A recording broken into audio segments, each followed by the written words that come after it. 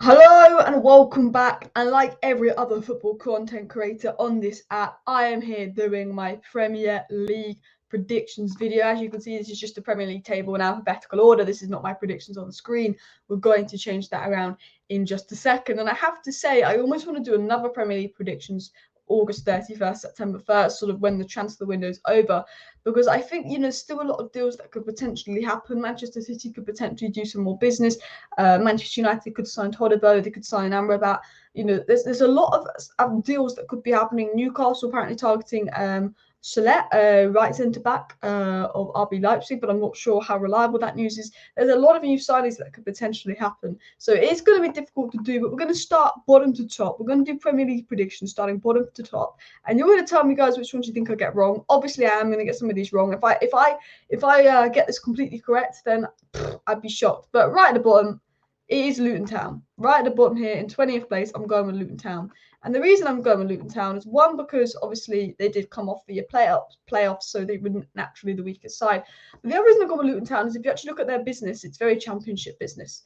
It's like they're preparing for the next season in a championship. I don't think they've done particularly good business. They haven't done anything that's particularly impressed me. And look, they are favourites to go down.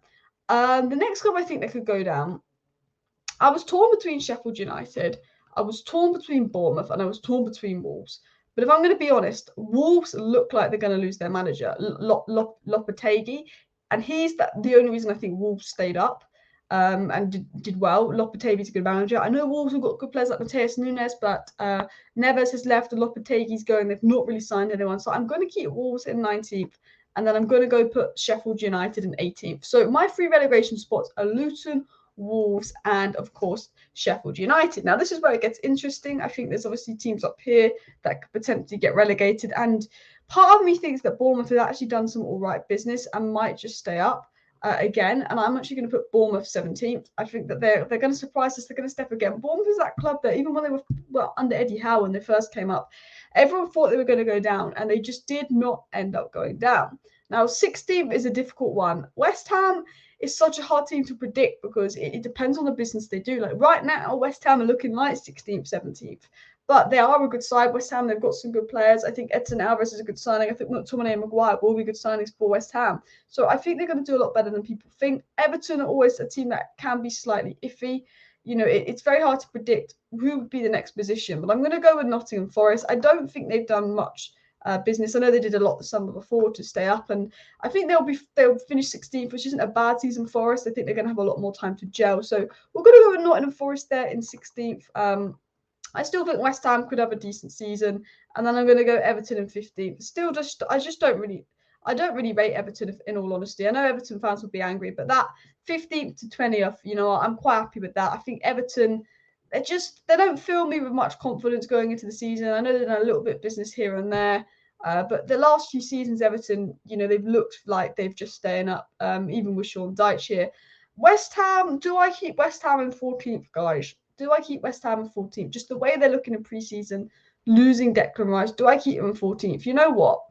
I think Vincent Kompany's doing something great with Burnley, but I'm going to say, look, Burnley don't have that experience of being in the Premier League. I know West Ham are in Europe and they've got a more congested fixture list, but I'm going to go Burnley 14th and I'm going to go West Ham 13th. Now, going in 12th, Crystal Palace, obviously, that is every year, just put money on Crystal Palace to come 12th and you get your money. Like Crystal Palace are that side that I feel like they always just come 12th.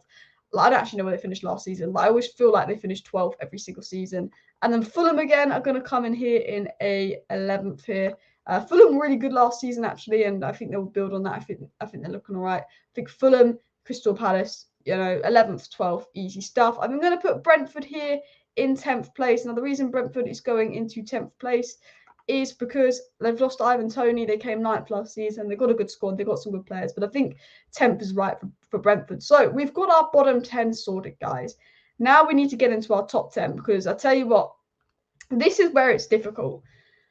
Because Tottenham, it could depend on Harry Kane. I don't think they look great. I think Chelsea will improve. I think Newcastle have a good season. I think United have a good season. I think all of these clubs here are going to have a good season. The only one I'm sceptical about is maybe Tottenham. Aston Villa being in Europe, could they cope with that? I think they've done some really good business. Brighton being in Europe, do they have the squad depth to cope with that? They might be signing Kudus. It's such a difficult one to do. but I'm going to go with Tottenham in 9th. And this might be controversial, but I'm going to keep Tottenham Hotspur in 9th place here because I feel Kane could still leave, despite Ornstein reporting that he's leaning towards staying. And then I am actually going to move Brighton in 8th, which might surprise people. They came 6th last season, but I just don't see Brighton coming anywhere near where they came last season. This season, I don't. I think I know they might be able to keep Caicedo and they're going to get Kudus, but they're going to be just playing so much more games in Europe, and they don't have that squad depth for the Europa League, I don't think, as well. And then in 7th place, you know what? Part of me thinks Villa could break into the top 6 here. There's a part of me that thinks Villa could break into the top 6 here. It's between Villa and Chelsea. I think with Nkunku being injured first 3 months of the season, that could be a blow for Chelsea. But I think Chelsea's transfer business has been really good. I really do think Chelsea's transfer business has been quite good. But then I think it's a hefty rebuild. But United went from 6th to 3rd on Ten Hag and rebuilt quite well. Chelsea depends on certain players like Mudryk. Is Mudryk going to be the player that Chelsea thought they signed, or is he going to be the player that they did sign last season? Do you know what I mean? It's difficult. I think Chelsea not being in Europe is why I'm going to put them 6th and Villa 7th. Chelsea having less games, only got the league to focus on. Chelsea 6th, Villa 7th. I think Chelsea will be back. I think Poch is a good manager. And I think this is where it gets difficult here. The top 5. No doubt in my mind this will be the top 5. There's questions around how would Newcastle cope with those extra games in Europe, and a lot of people are just going safe with Newcastle 5th. But then I also think, well, Eddie Howe took them from 20th to 12th, 12th to 4th. What's saying with more signings and them having more time to gel that he's going to take them from 4th to 5th?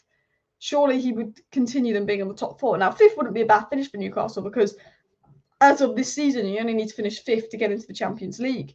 And I think it's just a difficult one to do because I think Liverpool have lacked a lot of experience in their midfield, losing some key leaders. And I know a lot of people saying Liverpool 2nd because they ended the season so well. You know, I do think, is Lavia ready to step up? Is Szoboszlai ready to step up? Is McAllister ready to step up? Could Liverpool finish outside the top 4 here is the question. But has Klopp just got that experience? Liverpool in the Europa League. I'm going to go Newcastle 5th, Liverpool 4th. But then, I don't know, actually. You know what?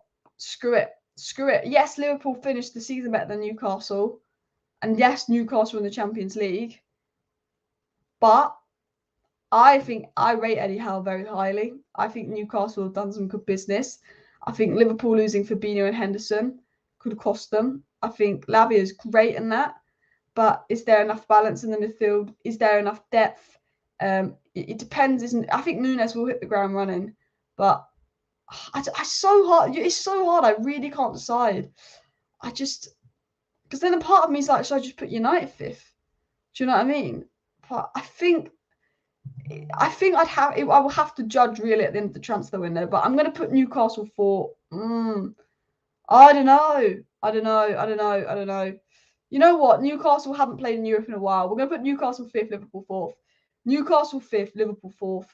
I'm going to go with Man United in 3rd. I think as much as I'd love Man United to win the league or do something crazy, I think Man United, Liverpool and Newcastle for me will be 3rd to 5th. I think you could even argue, some people might argue United 5th, not at the best pre-season, but I'm biased to United. There's no doubt in my mind 3rd, 4th and 5th will be Man United, Liverpool, Newcastle. 3rd, 4th and 5th will be Man United, Liverpool and Newcastle. And the top 2 will be Man City and Arsenal. Now, Arsenal obviously won the Community Shield game. Arsenal have invested heavily. Manchester City haven't done much investment yet. But I expect Man City to just spend some money and Arsenal to be top of the league for most of the season, for then Manchester City to just come in at the end of the season and win it. I almost feel like it's going to repeat itself a little bit. But right now, based off the business Arsenal have done and the Manchester City losing key players like Gundogan, Mahrez, that I think will be more important to them than we think, having won the treble, could it be Arsenal? Could it be Arsenal with Timber coming in, with Rice coming in? Arsenal's depth is looking good. Could it be Arsenal? You know what? Right now, this is going to be based off right now, I'm going to go with Arsenal. But if City do some business, probably sign Mbappe or someone crazy like De Jong, I'll go with City. I think Arsenal, City, United, those will be the top 2. And then United, Liverpool, Newcastle. I think there will be 1 or 2 points between United, Liverpool and Newcastle. I think there'll be a few points between Arsenal and City. I think Chelsea, there'll be a gap between Newcastle and Chelsea, but I think Chelsea, Villa and Brighton will be there. Tottenham will be there. So these are my Premier League predictions. It's so much harder than you think. Let me know your thoughts and Premier League predictions, of course, down below. Thank you for watching and bye.